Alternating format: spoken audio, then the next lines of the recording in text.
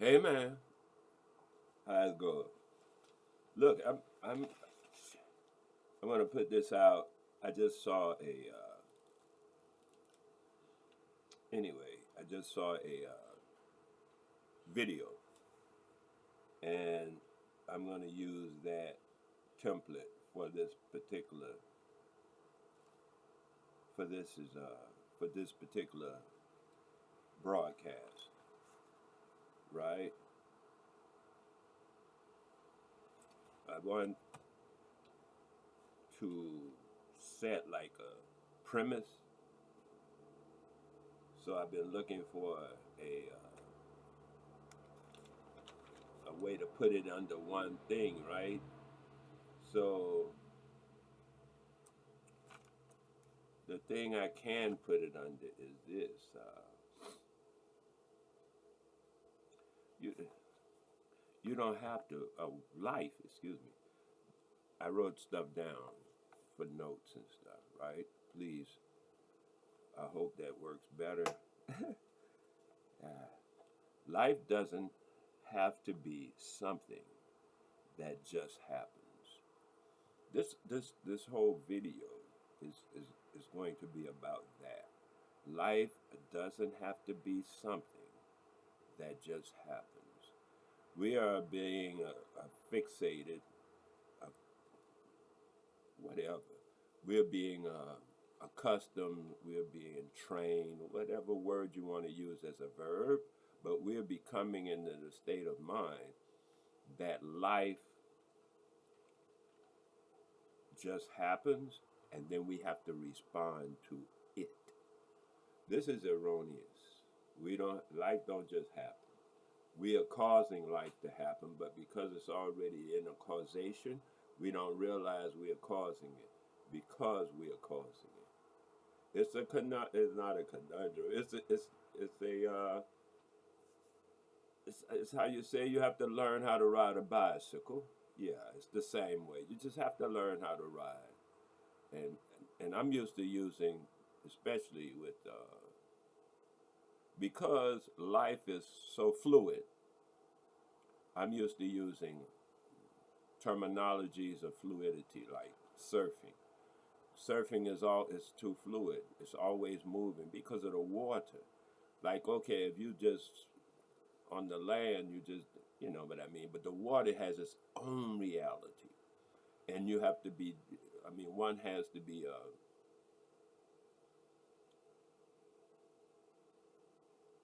in one has to be in harmony with the water, the essence of the water, and then you can. It's easy to ride it, like riding a horse. It's different than riding a bicycle. A bicycle, I assure you, I understand. It's mechanical. It has not the same considerations as a horse. So when you ride a horse, you got to go with what the horse is doing. The horse is making decisions and moving around. What if it's something startles the horse? Just like you hit a bump on the road, but you can watch and see that. So you are more in control on a bicycle, than you are on a horse, because a horse determines a lot about what's going to happen. And so it's a rhythm you pick up with. It's like it refers to nature. They say, oh, just go sit out in nature. But you can sit in your house in a box. I mean, you're in a box already, right? You're in a box. Square, this. Everybody lives in a box. We're all living in a box for the most part, and we call those boxes our homes. They're concrete boxes. And with windows and doors, I mean, they're still a box. So, so what happens is we are by being brought up in a box, or by being, mm, yeah, raised in a box, we have that box mentality, not the outside, outdoors mentality where something might fly by right away. I mean, I'm sitting out in the yard or something, and a bird fly right in front of me. Even now, I'm sitting here on the veranda, and a bird might fly right at me. big bug. It ain't no telling. So so when you're exposed to nature, you have to kind of move with nature. Things happening, and you realize what you are more in control of and are not in control of. Like when you're in a box, you think you're in control of that box. Anyway, in a certain way too, the way you think about control. So like I said, the thing is, life doesn't have to be something. It doesn't have to be that way. There are alternatives to that. I mean, I know this is the custom. I know this is the normal, being that most people live that way, but it's not the necessity, and it's not the natural. You know, a lot of things are normal, very normal, but they are very unnatural at the same time. And you have to determine whether you want to be normal, you know, which is normal means like everybody else, and natural means, you know, like your body and your life should be according to reality and what's real and how to live and stuff. Like everybody's eating Burger King, but you don't have to eat Burger King. But it's normal to eat Burger King, KFC. It's all very, very normal to do that. However, you don't have to do that. It's just normal. It's not natural at all, but it's normal. And therefore, uh, normalcy, as they put it, there you go. What you're used to, what everybody else is doing, you know, go along to get along. This is what's called normal. When you want to be into natural, now you're individual. You know, you're doing whatever seems correct to your essence, to your essence. Okay, so in the idea or an explanation of, because we are grounded in life just happens and we have to deal with it. Deal with it, you know, which is normal. Wow, I've been in this 7 minutes and I haven't got off the. Anyway, so let's keep going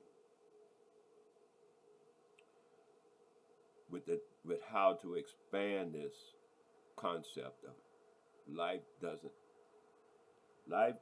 have to be something that just happens, because it's not really. We are creating it all the time, but I'm going through these steps. I don't know if it's step 1, step 2. I just got steps.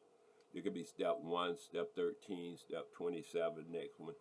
They just steps to me to get to the concept, or to get to understanding or complete grasp of the concept that life doesn't have to be something that just happens. We are manifesting. I wrote it over here. Life is manifest. It is manifesting. That we are manifesting all the time. People say, "I'll teach you how to manifest." No, cousin, your heart beating, you manifesting all the time. This is something we do all the time. I call it voodoo. When you understand what you do, when you do what you do, I refer to that as voodoo. These other things people be doing, I don't know what the heck they be doing. They call it voodoo. That's movie stuff to me. When you do what you do and you know what you're doing and you do what you do, that's voodoo to me. Make things happen. That's what I understood voodoo to be. Making things happen. You might even do it with your hand, like you go over there and do this and do that. That's voodoo, man. That's all we ever do. We make it manifestations. You build a car with your house. Ain't you manifesting the house? When you get the wood together, you get the stuff, and you build this, build that, and all these things here, these phalanges, these things here, you're just working voodoo. Because you're going to build something, you're going to make something, you're going to create something, and at the end of which you have something. And that's what, you make stuff happen. So they say, manifest this into, it's the same thing, just using different tools. You're not, yeah. Okay, so life doesn't have to just happen. It's always happening. Yet it's always happening as a manifestation from you, whatever your life is. Because I ain't in your life. I'm in my life, okay? So my life is manifestation. Manifesting. I'm manifesting my life. And you are manifesting your life. And you don't know maybe you're doing it because we are tricked a lot. That's why I call this thing mental slavery. Let me explain to you what my definition of mental slavery is. That's when the mind takes over. When you allow your mind to be in control. And I'll tell you why. First of all, you don't even control your mind. Actually, where did I put it over here? It's called me. I have to explain the concept. Here it is. Oh, yeah, here it is. Me, myself, and I. This is the concept of reality that I'm dealing with to explain how the manifestation works, okay? Me, myself, and I. So what happens now is, at this moment where we stand, when you walked in, I walked in, when we met here, life has been something that just happens. That's the baseline that we all go by pretty much. Life is something that just happens. We don't have to be spectators of our own, what is this? We don't have to be spectators of our own existence. Of our own lives, actually. We don't have to be spectators of our own lives. And I'll get to that later. This is an exercise in life doesn't have to be something that just happens. That's in your mind, that is something that just happens. But I want to introduce to your mind and you, mostly you, I'll get to me, myself, and I, is that you are manifesting your life. Whatever your life is, you are manifesting it. You think you're not. I know that. I got that part. Because we've been trained all that. So all that argument thing, I'm going to ask you to set that aside for the understanding of what I'm proposing at the moment. Yes. I'm proposing at the moment. It's simple. Relax. It's not that, big a deal. It's just a proposition at the moment. Something to consider like a Star Trek or some sci-fi movie or a comedy or a cartoon. Just something to consider at the moment and say, wow, that took me out of my own, worries about this. Yeah, it's okay. Life doesn't have to be something that just happens to you, because once you understand that we're manifesting life all the time in different forms, we got that part done. Me, myself, and I. Mental slavery, because one is the mind. Me, myself, and I are three different entities that make us up. Me, myself, I. Anyway, the first I, the one that they like to show you, expound by utilizing this physical location right here. That's the first I. That's the first I, because that I was your I before birth. Birth is, before birth, you had that I is the I of I imagination. That's the I. That's the I. This one here. This is the I that is the I of imagination. And we'll get into our imagination in a few minutes. Imagination is the best way to pronounce the word imagination. This is the when they refer to this physical location, because the I itself has no physical location. It is not a physical eye. It's the eye of imagination. Can you imagine imagination having a physical location? So the eye itself has no physical location. The I of me, myself, and I, which is the trilogy of our existence, we are that trilogy. Me, myself, and I. The original I of imagination. But that's why sometimes you'll be, when the thing to do is deal with babies before they are born, and tell me what they do things, they move things. That's their imagination. They have an eye of imagination. That eye is already there. We have that eye before we are born.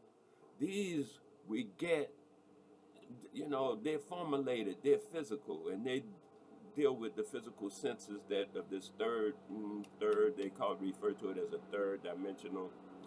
Third dimensional is just how many dimensions are you going to deal with. This is what we deal with, third dimensional, because it's tangible. In tangibility, things are three-dimensional.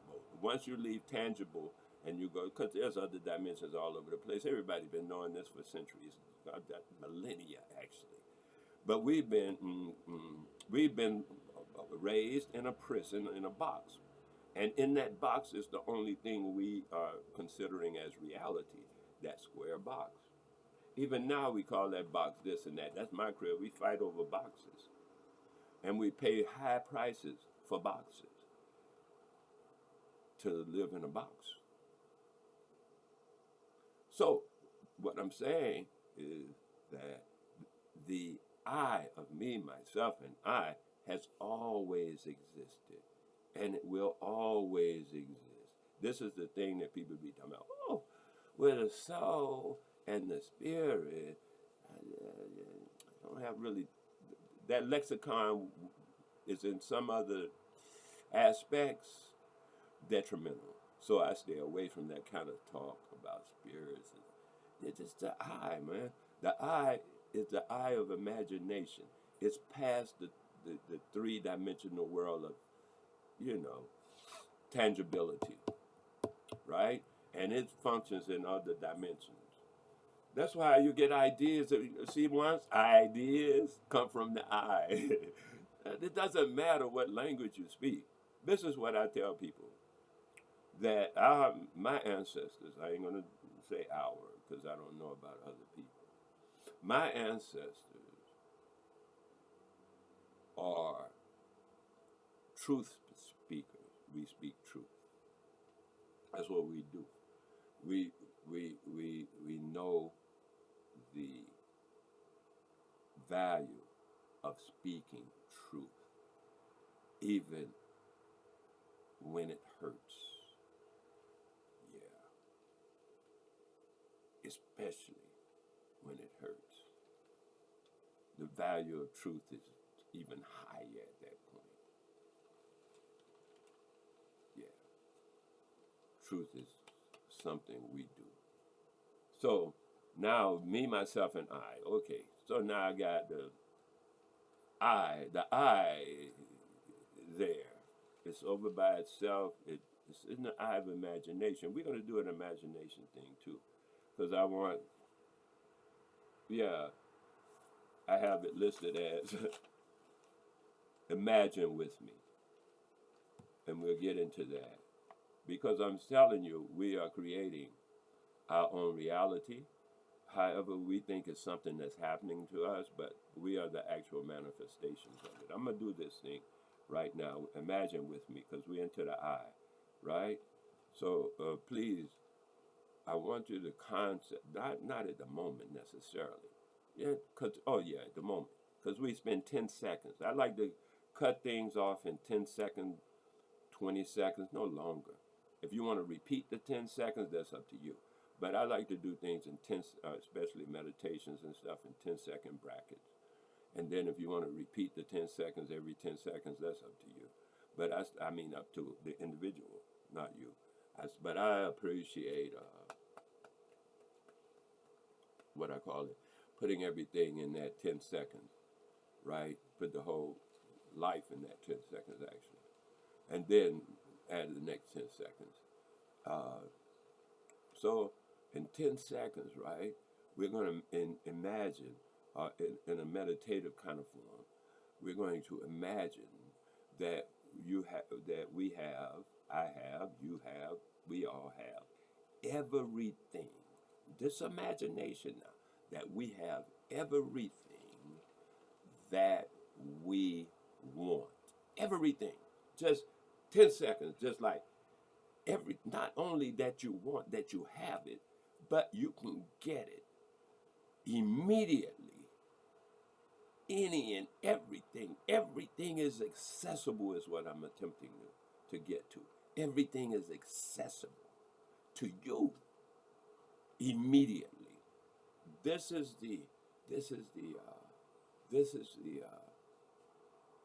attitude of imagination we're going to adopt. We're going to put our imagination into the concept that everything, anything, and all things. Now we're talking three-dimensional when we say thing. Even though it don't have to be limited to three-dimensional, but thing is three-dimensional. So it's very difficult at this moment to do anything else. So let's just deal with that. Imagine for 10 seconds, I mean a staunch, strong, I'm in there all the way 10 seconds, that you have immediate access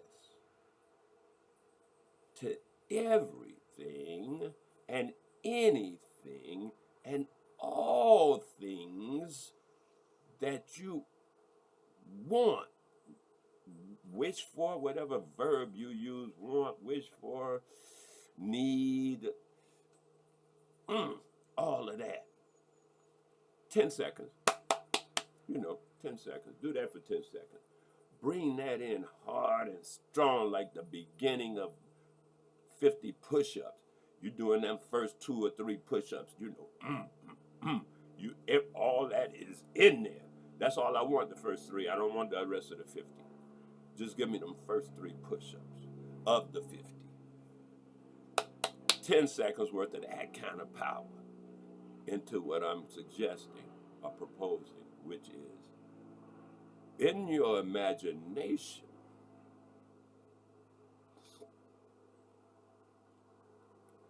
In your imagination, we know where we're starting. It's your imagination, man. I ain't trying to trick you into nothing. This is your imagination. We're using you to do whatever you want. You're the power. You're the source. You're the, you're the power. You're the source. You're the, you're you. See how beautiful this thing works out? It works out beautifully. Just don't get confused and stuff, and just pay attention to what's happening right here. Like I said, like a cartoon or whatever. I don't care. Just don't bring yourself into it too deep that you start already doing something except the 10-second thing. And then when you do it for 10 seconds, do that hard 10 seconds though. If you want to do more, that's up to you. I don't suggest it right away. I suggest you wait at least 10 seconds and then try it again. Because once you start talking about, well, I just do it, after a while, you just bug off. Now, what I want you to do with that 10 seconds is do that for 10 days. 10 seconds, 10 days. This is the requirement. Whatever you do above and beyond that, it's up to you. Please stick to the requirement, however, because some people say, well, I just do 100 seconds today. And then, no. You have to stretch it over a period of time to give your body a chance to adapt to the new concept. So when you do 10 seconds now, hard though. You do them 10 seconds hard. I have total and complete access to however you say it in mantra form, it don't matter. Just do it hard. That's why a mantra sometimes is good, because you're bringing other things into it besides just your eyes. Now you got your mouth, your throat, all these different things happen. You can breathe and all, bring all that in. I don't care. 10 seconds though. 10 days, because it takes a while. This first 10 seconds is going to take a while for the rest of your being to adjust to what you just shot it. Because it's like a shot of whiskey. I mean, this is a strong medicine. This strong medicine. This is very strong medicine. You have to give your body a chance to adjust to the strong medicine it's unaccustomed to. And then do it again the next day, 10 seconds. You could do more, like I said, but it's up to you and your body and whatever, la-di-da. But you're shocking your system. It's not just your body, you're shocking your entire system. Your mental system, every part of your system is being shocked by that 10 seconds. That's why I say hit it hard, hit it and quit it. It's the best way to do it. And then the third day, 10 seconds again. Hit it hard though. You don't let off. Hit it like you're going for 100 push-ups. Give me the first 3 of 100. Keep hitting it hard. And for 10 seconds to your system, and your system will start adapting and alchemate,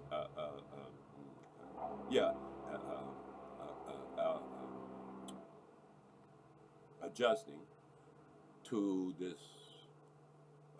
shock, to this new introduction of concept. Yeah. And by the 10th day, your system is working with you.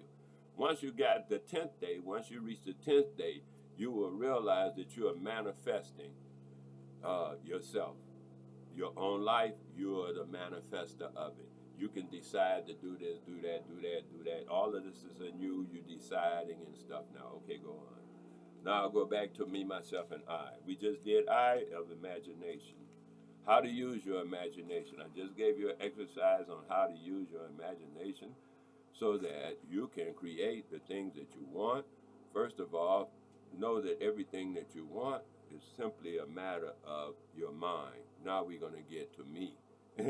Me. Usually it's represented by the mind. Me. Me is like the thing that you learn after you are born. That's me. That's the mind. The mind knows not to say this to mama.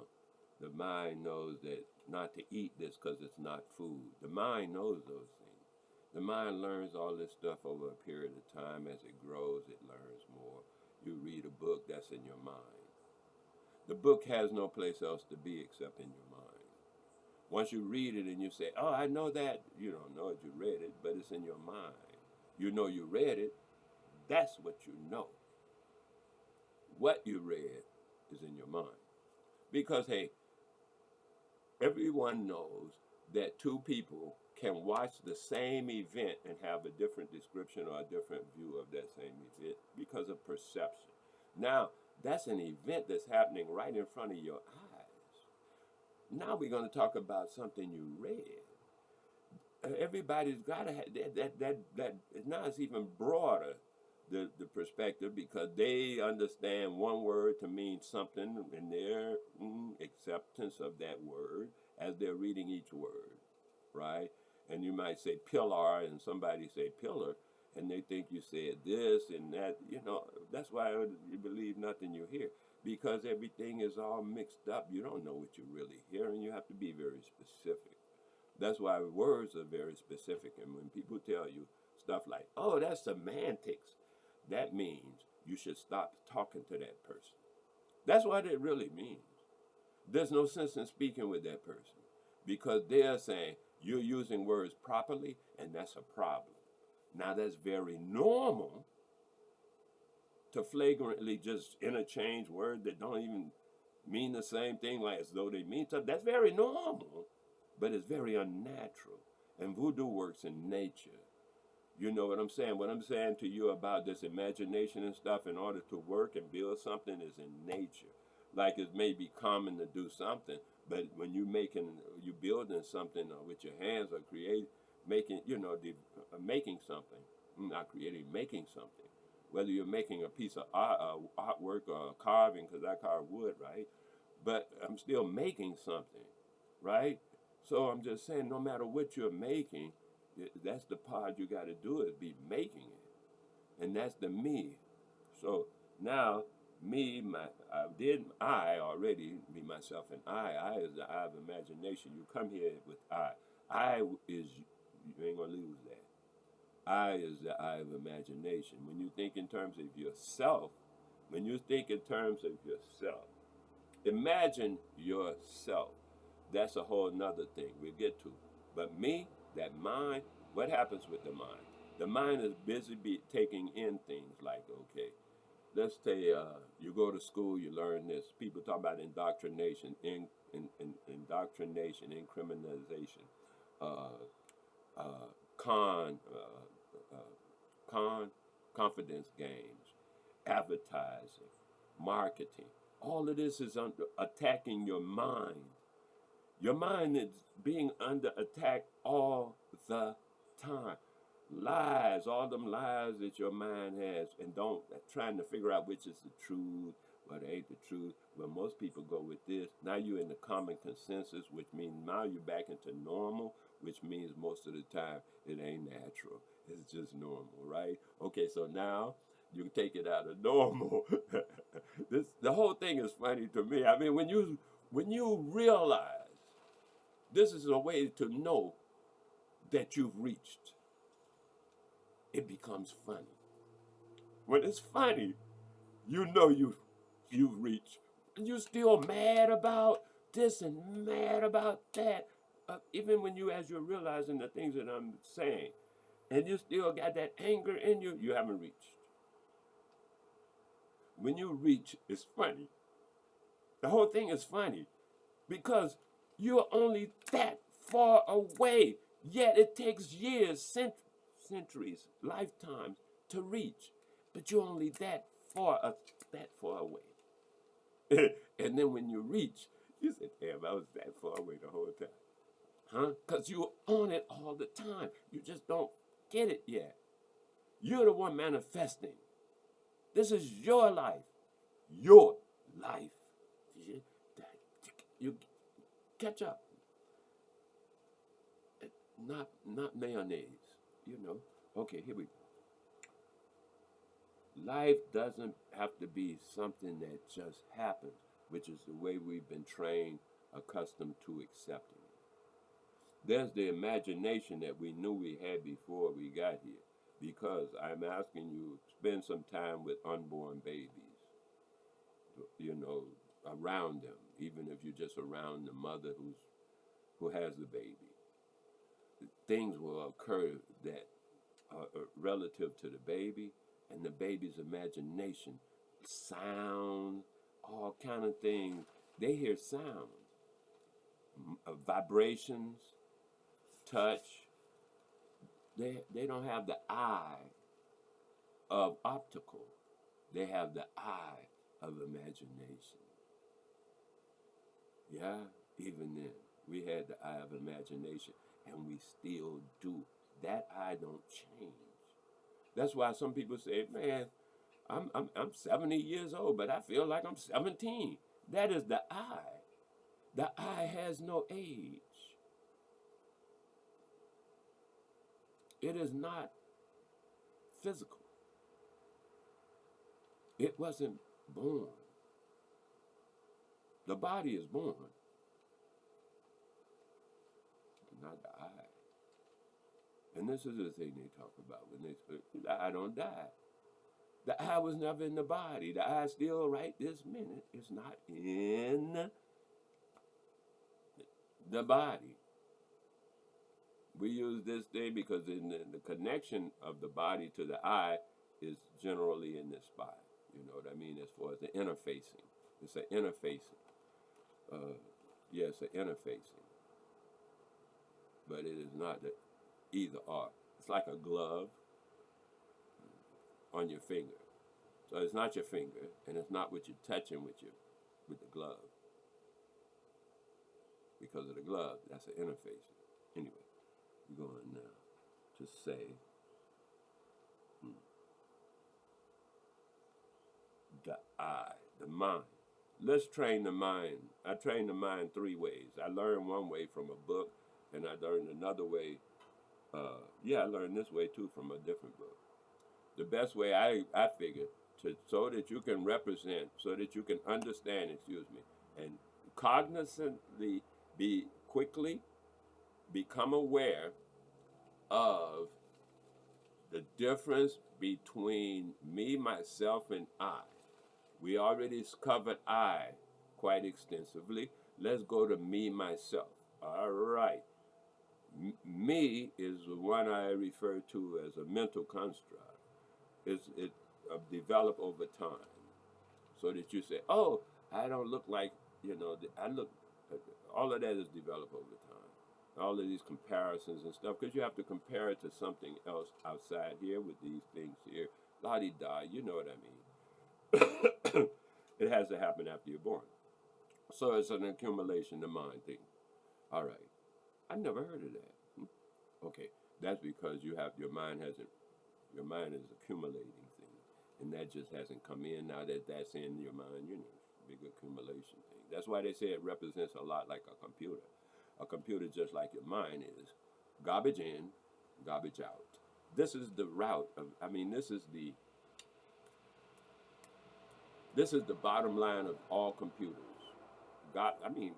And the mind being the original computer. Garbage in, garbage out. When you teach a person anything, and it's all garbage, what they produce, what they come out of them is going to be garbage, because you put garbage in, garbage out. That's called indoctrination. Garbage in, garbage out. This AI thing, it can only do what you put into it, and it can only spit out what was put into it. And the thing they're talking about, it's starting to think, meaning what? It has access to the eye. A thing has no access to the eye. That's been proven. That's why birds and all these other things that have eye, a thing has no access to the eye. A thing, you put it over there when the battery runs out, because it's all just temporary energy. When the battery runs out, it goes like a body. When the body runs out, you put it over there. But the eye still exists. And the eye came and inhabited the body. The body not inhabited, but what they call this thing? Instructs the body or moves the body, right? And then this other thing, mechanical stuff. You got to give it some energy, because it got to plug right back up if it don't, la-di-da. But anyway, we go on. The best thing to do about the mind, to separate the mind from the self, is to do this.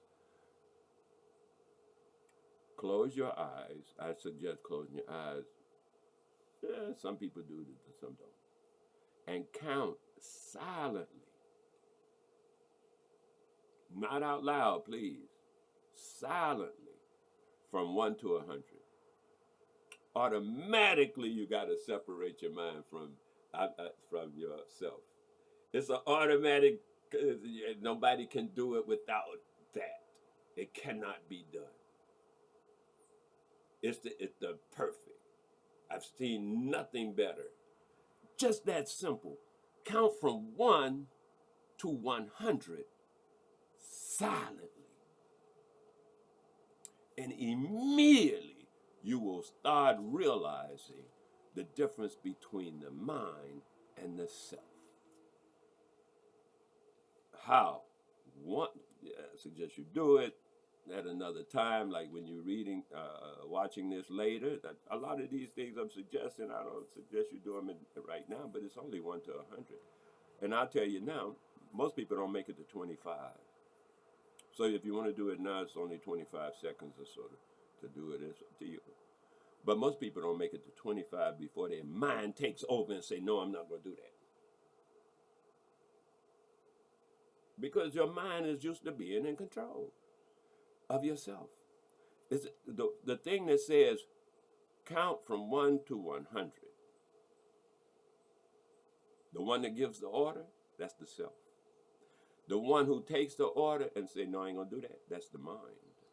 The one that takes the order and does it, that's the mind. But the one who takes the order is the mind, not the self. The self is the one that gives the order. So now, this is why I say, and I'm just telling you logically so you can comprehend it, so when you go back through it, you'll know what to look for. So this is what happens. When yourself, because that's who I'm talking to, yourself. When yourself, I'm not really talking to your mind. I don't have much interest in that. I talk directly to the self. When I'm talking to the self hears me through the audios and stuff and this filter, the filter of the mind. Okay. Now, when the mind is in control, which is usually the case, that's why we go to these different schools and indoctrination forms of whatever forms of indoctrination that we all go through. And it's like normal to go through in some sorts of indoctrination. What sorts you go through, I'm not hopping on that part. I'm just saying we go through these indoctrinations. And so we're set in our mind's eye certain realities. Okay, the mind, when you say to the mind, your own mind, count to 100 silently. That's the self telling the mind what to do. When you say pick this up, that's the self telling the mind what to do. When you say I want to go to New York, that's the self telling the mind something. And the mind will figure out how to get to New York. Because the mind is a logistics the mind majors in logistics. It'll figure out almost anything. It unties knots is what it does. It just unties knots. And those logistics can be compared to untying knots. So, but that's what the mind does. Anything you want, you could always ask the mind how to ascertain it. It'll give you instructions that it knows that it has grouped up like any other computer. Oh yeah, well you can go over here and get it, or you can go over there and get it. It gives you options like Google. All right, and then when you say, okay, I'll take that option, and then it'll go into that option and tell you what that option requires. Oh, now you got to go to school for 12 years or whatever the option requires. You need a car, you need a suit, whatever. The mind is the computer thing. Set it over there. The next thing is this. The self tells it these things. Yeah. So now the self says to the mind, count to 100 silently. This is where you can know whether you have control of your mind. This is to give you whatever number you reach. When you reach 100, you're good. Most people don't reach 100, but I have run across people who reach 100, man. They actually, first time out, they go right to 100. They are in control of their mind. They keep their mind steady on what the case is, and you're doing it silently because the mind will start talking inside itself.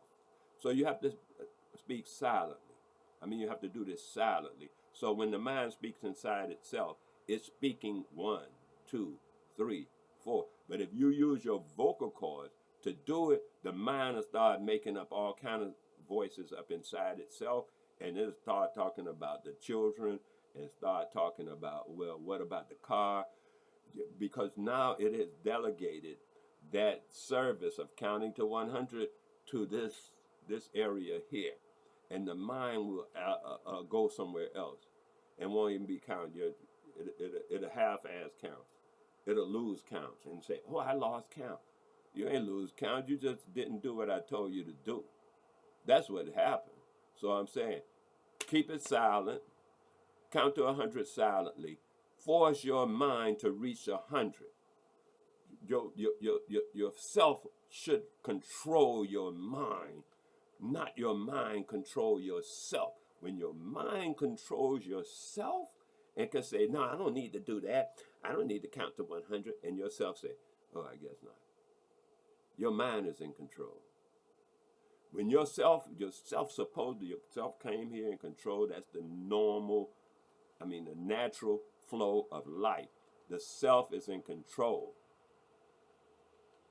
of the mind. You're not in control of your mind, someone else is. Because why? The mind is a servant Just like your computer, if you're not in control of your computer, your computer has been hacked. Someone else is in control of your computer. You understand? I'm using this thing because it's more fitting to use that, because the mind is nothing. I mean, it's not nothing, but it's the computer was built off the concept of the mind, a servant. They call it a master slave. They even got that terminology in its vocabulary. Master slave. It's in its vocabulary. And now you're participating in that. Because why? You're allowing that vocabulary of a computer to actually control your life.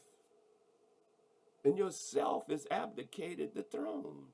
And the throne is now being set, your mind is sitting on that throne. And your mind is just dictating and telling you what to do, yourself what to do and running things. No, man, put yourself in control. Make your mind start controlling your mind by forcing your mind to count to 100. Make it do it. Make it do it. Just stay with it till it get to 100. And like I said, I've run across people who beat that up and keep moving. They're more in control of their mind. But I say, whatever number you get to before you say, oh, I think I was here.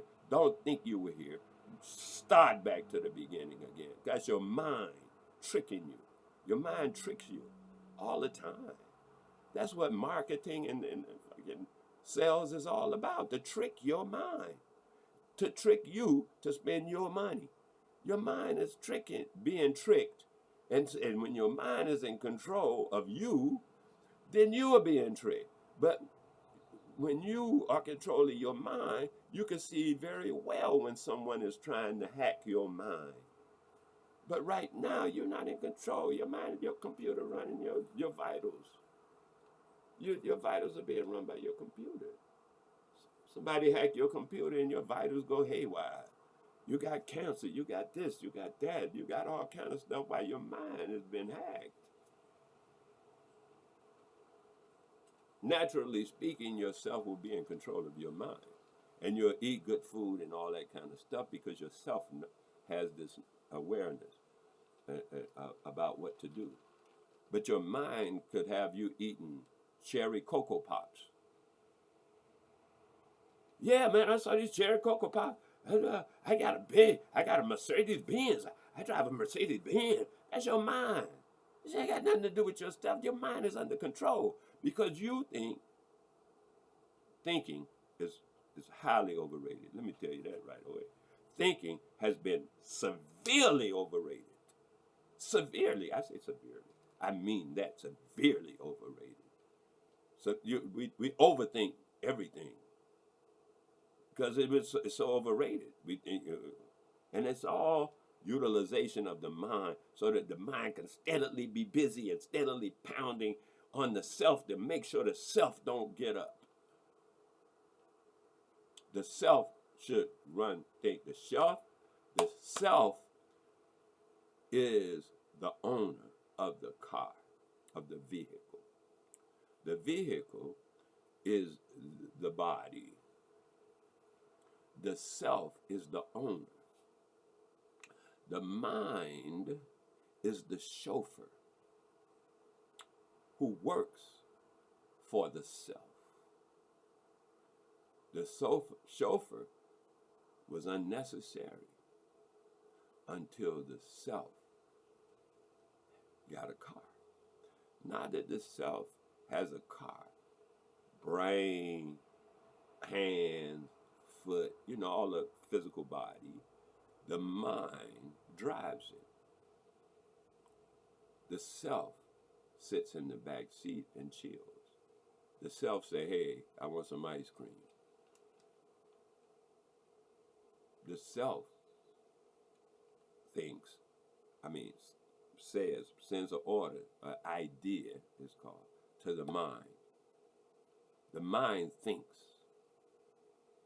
The self works in ideas, concepts, stuff like that, but the mind thinks because the mind has to deal in sequential motion, which is the third dimension. is determined by sequential motion. Being by sequential motion, I mean 1, 2, 3, 4, 5, time, all that time thing being 1 o'clock, 2 o'clock, 3 o'clock, 4 o'clock. That's sequential motion. Time measures motion. 1 o'clock, 2 o'clock, the sun move over here, 1 o'clock, 2 o'clock, 3 o'clock, 4 o'clock. That's the movement of the sun. Time measures the movement of the sun. And then we apply that to the movements of everything else. However, time is just a measurement of those things. And then when your mind works in this measurement zone, but not yourself. Yourself has no limits on it, physical limits on it. That's why the mind can go to different dimensions. I mean, the self can go to different dimensions and stuff, and carry the imagination can help it along, because the imagination works also for the self. But the self is what we are. That's what I think sometimes people call it, the spirit or the soul. It is actually the self. That's why I don't like to get into that religious words like spirit and soul, because those become religious terminologies, and how do you use that? I don't know how to use that. But when I say the self, I know the self is in control. Now I can look at it logically and say the self is in control. The mind works for the self as a chauffeur. The body is the car that the chauffeur drives and tells it where to go and physically and stuff. And the mind does that, driving the car, this thing we call this thing. The self tells the chauffeur where it wants to go. The chauffeur figures out the best route. It does all the GPS work. It does all the driving and stuff like that. That's what the mind does. It's a logistics tool of logistics. Which one is the best one to buy? Yourself. The way we say it is, you ask yourself, but actually yourself asks your mind, which one is the best to buy? And your mind will say, well, this one got this in it. Your mind start figuring and weighing and all the different options and stuff like that. And your mind will say, this one, boss. And you say, okay, let's get this one. The self says, okay, let's get this one. See, I'm explaining to you how this works. Because the ancients have always said, me, myself, and I, and it hasn't been explained to this generation or this time so that it can be understood. I'm attempting to bring that to you now. In simple words, in simple concepts, that you can utilize in 10 seconds sometimes or less. 100 seconds at the most, because you got to count to 100. So 100 seconds or less. And then you can start realizing these things, because realization is more important than anything else. Because in realization, you realize that you're manifesting your reality. This is called realization. Just look at it and take it for what it says. Don't try to put other words involved. Don't misuse words. Take the semantics of words. Use semantics. When people say you're using semantics, smile and say, yes, I am. Glad you recognize that. Are you willing to use semantics as well? Semantics, the definition of semantics is the meaning of words. As long as you're willing to use the meaning of words, that's semantics, you're in the game. Because each word that you say, you're building a reality. You must realize that. This is what I say about voodoo. We are busy building realities all the time. But because we don't know that even the words that we speak is building the reality, we use words frivolously. And so we use them interchangeably in all kind of ways like that. And so the confusion is wrought. Our situations are wrought with confusion because we're not using the proper word for the proper term. The elders used to say, everything in its place. There's a place for everything and everything in its place. Something similar to that. So you can see there's a place for everything. I know people say, oh yeah, well the English language is duplicitous. And so each word means something else. That could mean have 5 or 10 different definitions that may be so, which means now you, whoever said those things at that time, thinking in those terms like that, they either going to con you or they'll never have an understanding with you. You can never count on them to do anything because they're going to say, hey, I thought you was using definition number 5 when I said I would do definition number 2 because I thought you was using definition number 2 when you said that. So when I agreed with you, I thought you were using definition number 5. So see how that works? You ain't going to get nothing done with that. That's why I say my ancestors, the language of my ancestors is truth.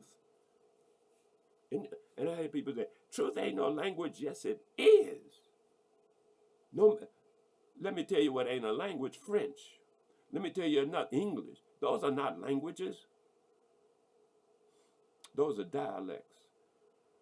The language is truth. I don't care what dialect you speak, Spanish, French, Dutch, Japanese, whatever, Indonesian, whatever dialect you speak. If you're not speaking truth, you ain't speaking my language. My ancestors, even my foreparents, my forefathers, knew more than one dialect. That's in the mind. That's something the mind does. The mind picks. I know children who speak 4 dialects. I know a guy that didn't even have any doggone hands and arms. No arms. He cut from here. He was born that way.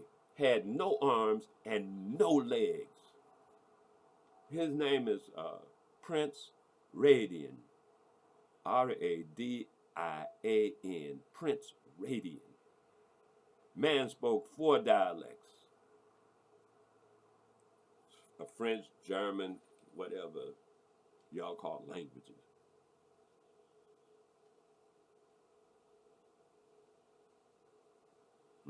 So, what I'm saying to you, the language of my ancestors is truth. And we are known worldwide we still are known worldwide for speaking truth. Me and my ancestors.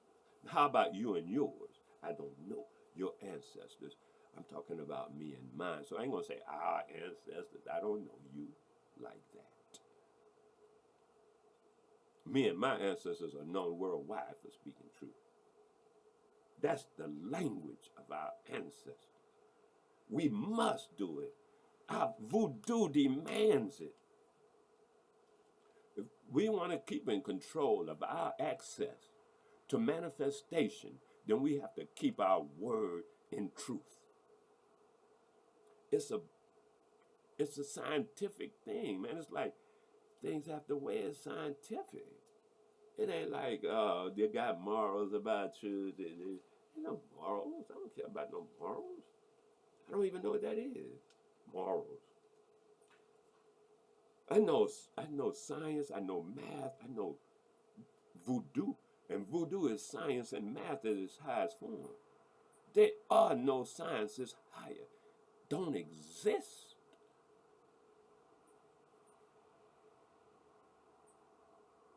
Anything that says it's high is just saying it's high. That's all. Now, we into this thing here. What just happened? It's locked in there with the one that can wiggle it. I got to turn that on. I turned something on by mistake. Hey, let me deal with that. Get back to this. Hey. Okay. Next thing. Another exercise. Mental exercise. So you can separate the self from the mind. We're going to use our imagination in order to access this concept. Imagine for 10 seconds, once again, 10 seconds, you want to imagine yourself an entirely different history, personal history. No, all the mother, fathers, sisters, brothers, going to school, where you were born, everything, how tall you are, what your name is, who you're married to, throw all of that out. Every bit of your personal history dispense with it for 10 seconds. For 10 seconds, use your imagination and adopt for 10 seconds an entirely different personality.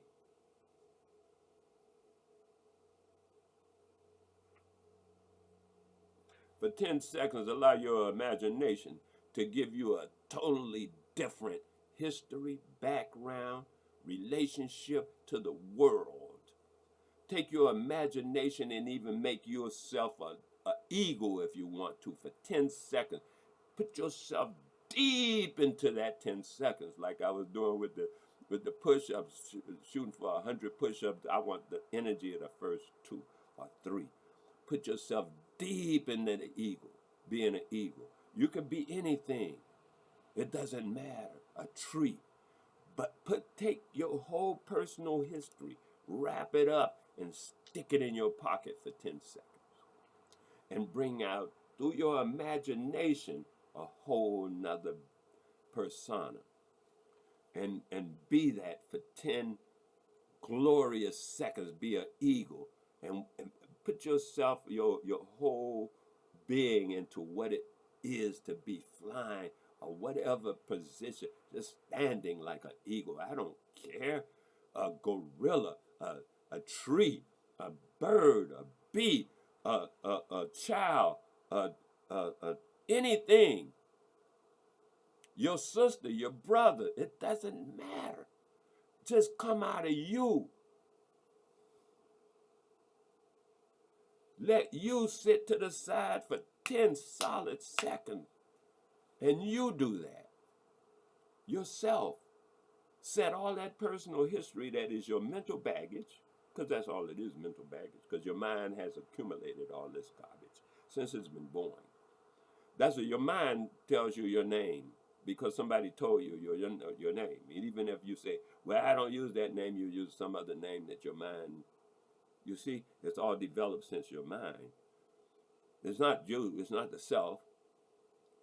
It's not the self. It's this accumulation of stuff that you've accumulated. And then I'm saying to you, in order that the fact that all this indoctrination, all that stuff that you've accumulated, trauma, drama, duba, all that garbage, I'm saying set it all to the side for 10 seconds, and with your imagination, imagine yourself an entire new being to the self, a new reality to the self. Offer yourself through imagination another reality.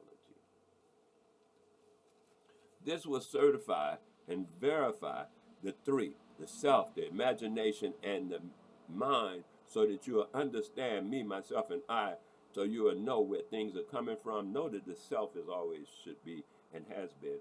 That's what the thing that came here, and imagination came with it.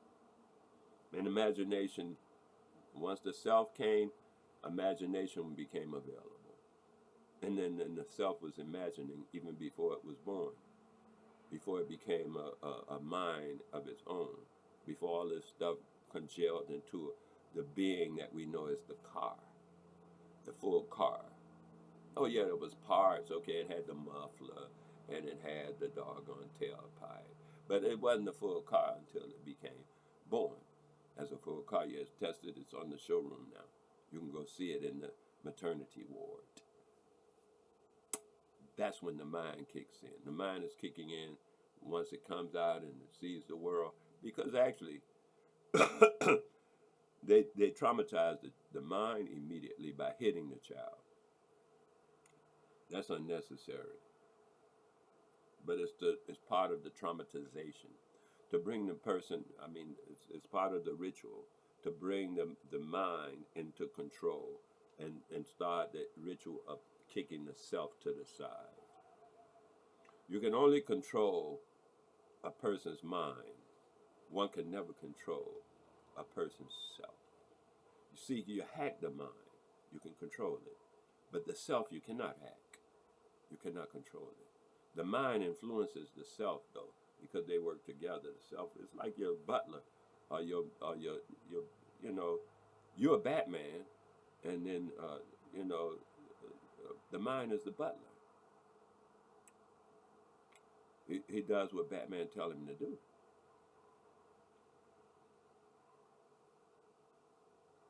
I'm just saying, that's how this thing works. And you want to work it. So that way life doesn't have to be something that just happens. You're creating it yourself. Now, when you're creating yourself, you become responsible for what you create. That's why I say to people, you have to become responsible for whatever your circumstances are. Take the blame. I take the blame for everything right away without question. People say, "Oh, you did this and you did that." I say, "Okay, now what can we do about it?" Yes, I did. I take the blame. Now what can we do about it? See, when you take the blame, it's no more problem. Now it's all into solving. The problem is okay, fine, because everything that happens, other people ain't gonna take their own blame. You can't be like, "Well, you ought to take the blame, and they ought to take the blame, and they ought to take the blame." Hey, you work with that and see how far that gets you. Meanwhile, for me, the moment I take the blame, now I'm into recovery mode. So long as I'm saying it's somebody else's fault, I'm not recovering yet. I'm not in recovery mode. As soon as I say somebody hit my car and stuff, or I'm driving down the street, dude come across the lane and hit my car, and I said, "Damn, I fucked up. I messed up. He came across the lane and hit my car, and I didn't see that. I messed up. See, I'm gonna take the blame, dude. I'm taking it.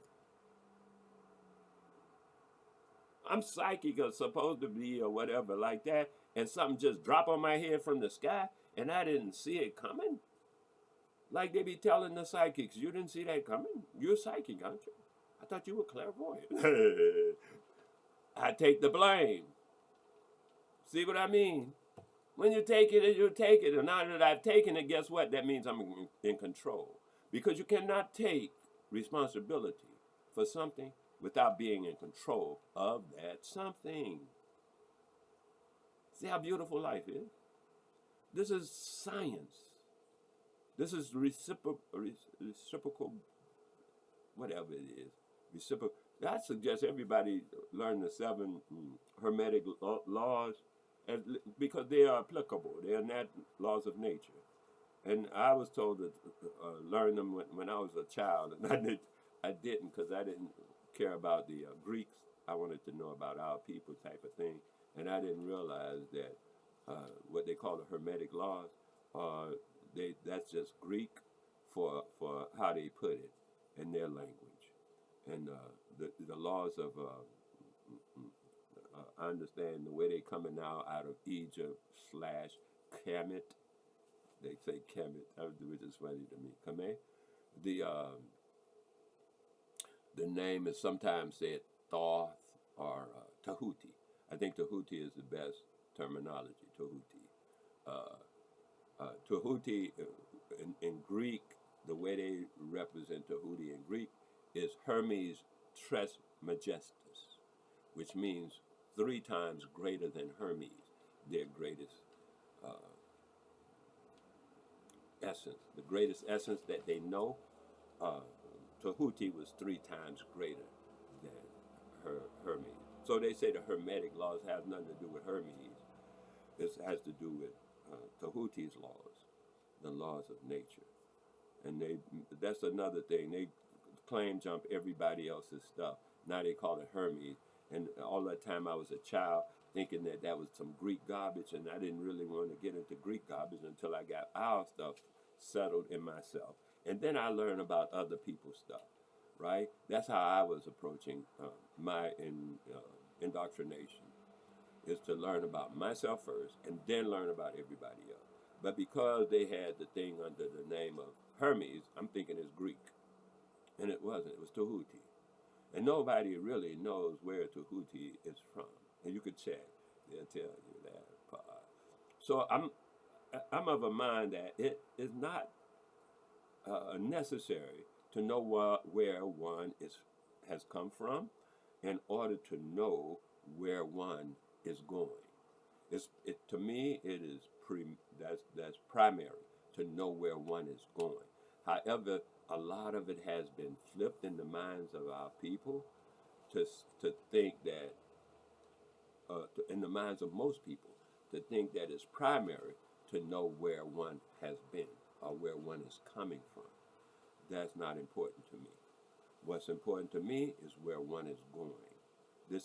Now we're into the world of intent, intention. And intention is what the world that builds manifestation. What intention builds manifestation.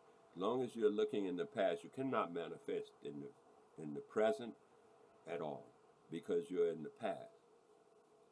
Your focus is in the past. You're dealing with what has already occurred, and therefore life is something that just happens to you. Once you get into intent and you move past the past, don't matter. Where you're going, you're now looking forward and focusing your intent, where you intend to go, intent. And then you can manifest based upon intention. Are you with me? It's like where you add in the sequence. The sequence says cause and effect. And are you in the cause part of the sequence or the effect part of the sequence? For the most part, we are normally positioned and we maintain the position of being in the effect of the sequence. What I'm suggesting or proposing by this entire broadcast is that we put ourselves, we realize that we are in the position of cause. And in the position of cause, where one is going is undoubtedly more important than where one comes from. So then we have this. We don't need a history. We've been told, oh, you don't know your history? I don't care. I don't need a history. I am concerned with my future. This I can control. I don't need a history to control my future. I might know it, you might know it, it's all in your head. Somebody told it to you unless you lived it.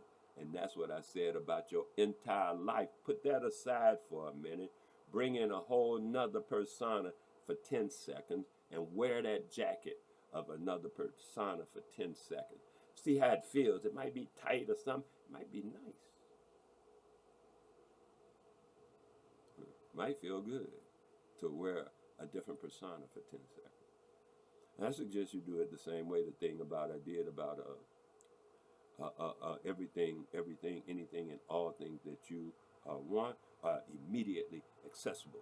10 seconds, 10 days. Do it hard though. Don't do it weak.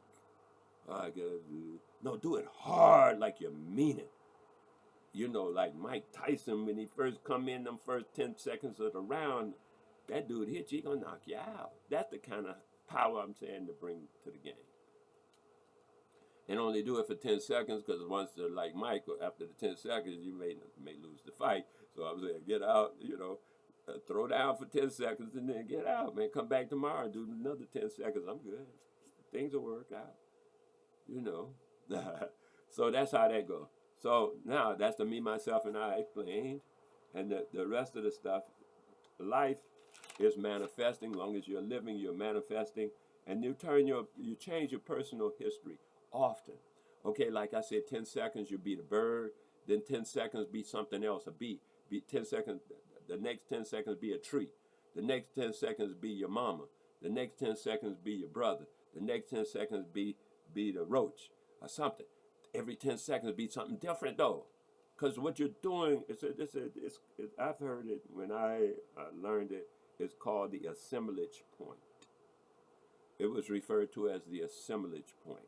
This is the point where you normally sit, where we as individuals normally sit in our being, in that assemblage point. Everything assemblages comes together at that point, and that's usually where we sit. When we wake up in the morning, we go right to that point. It's the point that we recognize that I couldn't think, I wasn't myself. And then you say, oh yeah, and then my mind settled in to the assemblage point. That's what it just happened. Your mind settled in back into the assemblage point. While you were dreaming, you had left the assemblage point.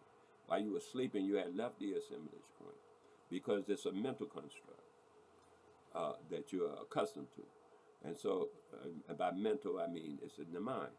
So that's why I say keep running the mind different constructs through your imagination, that and make it put that construct that it normally carries around, put it to the side, and bring in a strong construct that's different to shock it, so that you can start moving your assemblage point. Because whatever you get on a regular basis, you will continue to get it, because your assemblage point needs to move. I'm saying assemblage point. It needs to move. Now, it's different ways to move the assemblage point. Through shock, different things happen to people, trauma, all kind of stuff, will move that assemblage point real quick.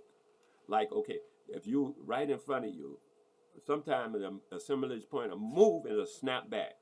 Like, okay, I know where people have seen apparitions, I think that's how it's pronounced, apparition, where something will come into their view and then go out of their view, right in front of their face. Meaning they'd see something and they say that was a ghost, like that. But they see it and it'll snap them out of their assemblage point.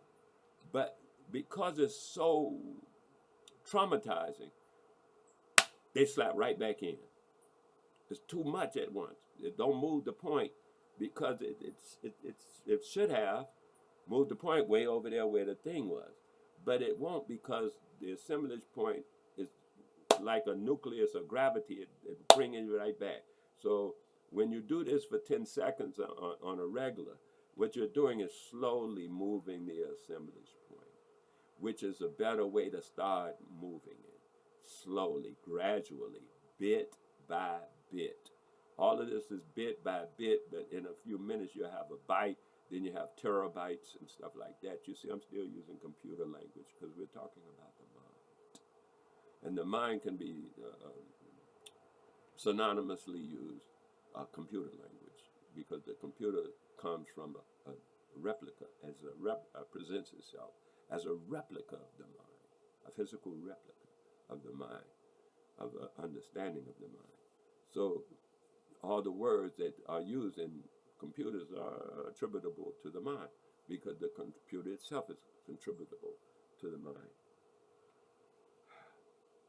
So what happens, we got all of this stuff done with the understanding that we're moving the assemblage point. Now, once your assemblage point moves to the point that that you are realizing that you're no longer indoctrinated, you're no longer controlled by your mind. That's mental slavery. I repeat it.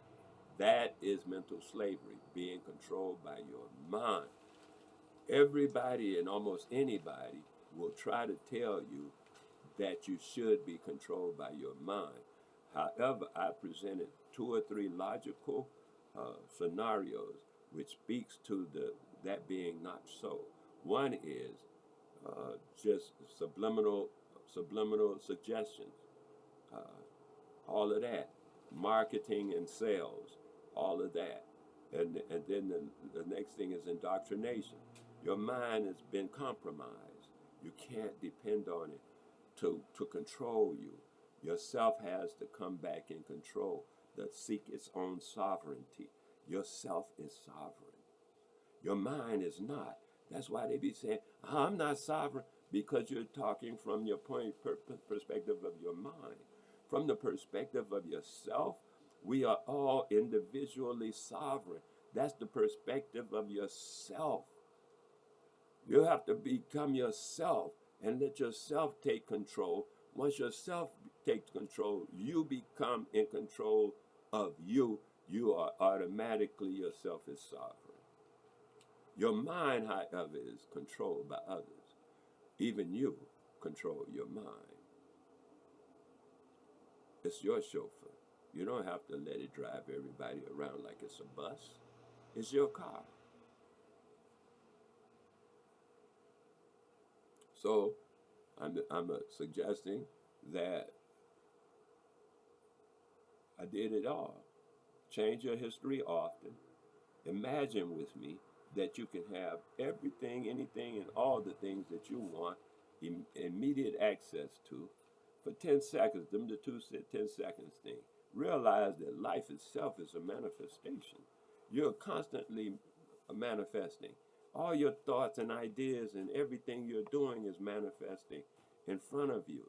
When you fear something, that fear will become a realization because you are manifesting it. You are manifesting it. Your mind is, and you yourself is condoning, and it becomes reality. So I'm saying realize that you are in charge of your reality. Don't make it somebody else's fault.